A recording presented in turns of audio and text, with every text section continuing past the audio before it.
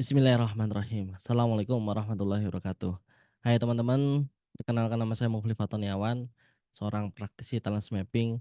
Hari ini saya akan menjelaskan bagaimana cara membaca tes bakat atau testing strength typology atau tes 30 tipe kekuatan kita yang teman-teman dapatkan dari website temubakat.com.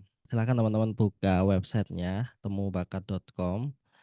Kemudian kita cari ya, eee, ini pengantar dari temubakat.com bahwa kita akan menemukan diri kita yang sebenarnya gitu ya, untuk menemukan kekuatan kita dan mensiasati keterbatasan yang kita miliki, gitu. Dengan mengenali tipe kekuatan yang kita miliki apa, gitu. Caranya mudah, tadi, saya kembali dulu, silakan klik "Ayo kenali dirimu sekarang" atau silakan ke sini juga bisa, ke tes.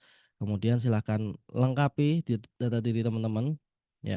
Kemudian ini juga bisa dikosongin, bisa tidak ya. Kalau ini silakan bisa dikosongin atau tidak, dikosongin juga aman gitu ya. Kemudian silakan next. Nah, kemudian teman-teman perlu memilih yang paling cocok terlebih dahulu. Pilih 7 urusan atau 7 kriteria yang paling cocok yang menurut teman-teman, mewakili kekuatan diri teman-teman. Mana yang paling cocok gitu ya, saya tambah. Kemudian setelah memilih 5 sampai 7 yang cocok, pilih juga yang tidak cocok. Ketika sudah di next ya, pilih yang tidak cocok. Oke. Oke, setelah 5 sampai 7 dipilih, silakan next.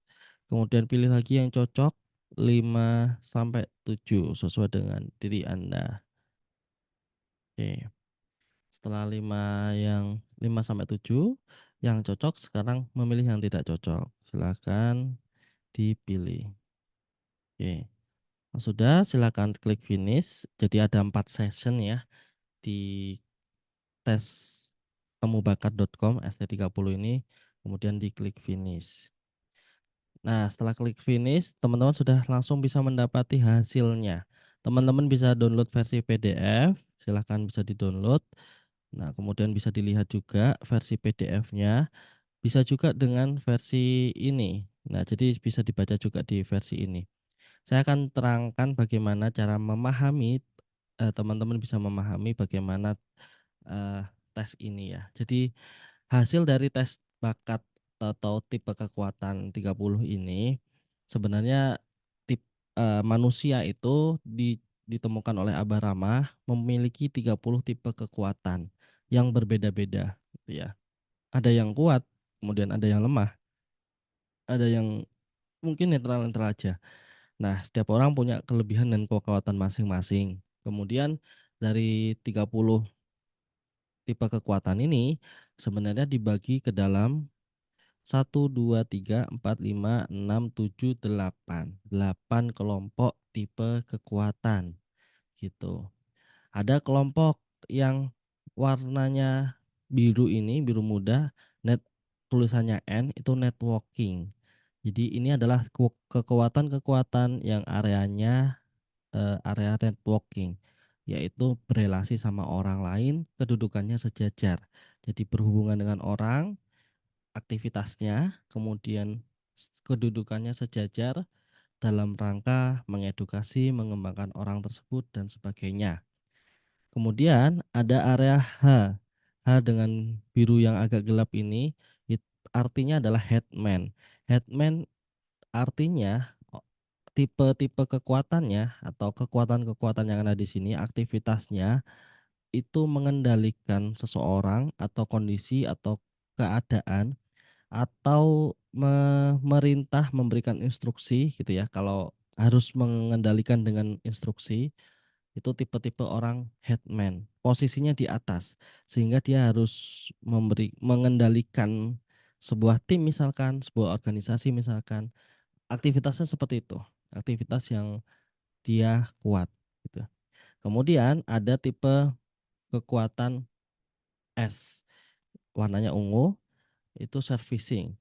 Servicing ini, eee, tipe-tipe kekuatan atau aktivitas-aktivitas yang memberikan dorongan kepada kita untuk senang atau gemar melayani orang lain, atau mendahulukan orang lain, atau senang membantu orang lain ketika orang lain mendapatkan, memerlukan bantuan kepada kita dan kita sangat responsif untuk me merespon ya, merespon stimulus yang terjadi ketika ada orang yang memerlukan bantuan, as servicing. Kemudian ketiga NHS ini adalah area-area yang berhubungan dengan orang lain gitu, atau yang disebut dengan interpersonal. Kemudian 5 di bawahnya itu area individual, aktivitas yang dilakukan dengan, individu atau sendiri ya, aktivitas yang bisa dilakukan dengan sendirian. Nah, di 5 aktivitas ini ada yang aktivitasnya menggunakan otak atau berpikir, aktivitas berpikir, atau aktivitas yang tanpa banyak berpikir. Nah, di sini, kalau menggunakan berpikir ya, memerlukan pikiran, ini ada GI. GI ini generating idea. Dia aktivitas yang dilakukan dengan produktivitas berpikir menggunakan otak kanan, gitu ya. Menggunakan otak kanan, kemudian dia berpikir, dari pikiran itu akhirnya dia menghasilkan produktivitas, karya dan sebagainya. Ini aktivitas tipe-tipe kekuatan orang-orang yang gemar berpikir dengan otak kanan, sesuatu yang belum ada, imajiner, sesuatu yang belum pernah terjadi, atau kreativitas karya yang baru, atau sintesa dari beberapa karya yang sudah pernah ada, itu ada di otak kanan, gitu. Sedangkan berpikir dengan otak kiri itu dibagi dengan 2 tipe kekuatan. Ada tipe kekuatan yang berpikir dengan otak kiri berhubungan dengan data, angka, fakta-fakta, kebenaran-kebenaran, tapi itu berhubungan erat dengan keuangan gitu ya. Ini tandanya T, warna hijau ini T, kurang lebihnya seperti itu. Kemudian atau data-data yang lain ya, jadi data-data fakta yang lain atau informasi-informasi yang lain.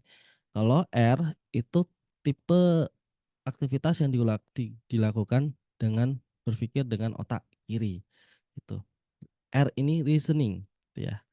Thinking, kemudian, reasoning. Reasoning ini untuk mencari fakta-fakta, kemudian menyukai, menelusuri berbagai sebab akibat atau apa yang menarik yang menyebabkan itu bisa terjadi, ini orang-orang reasoning gitu ya. Saya akan perbesar dulu, gitu. Oke. Kemudian di yang aktivitas individual lain yang tidak banyak memerlukan pikiran, itu ada TE. TE ini technical, aktivitas yang tidak memerlukan banyak berpikir, dilakukan bisa secara individual, dilakukannya di luar ruangan, gitu, technical. Kalau elementary, yaitu aktivitas yang tidak banyak berpikir, dilakukan di dalam ruangan. Aktivitas individual ya. Nah, ini bedanya 8 ini. Selain itu,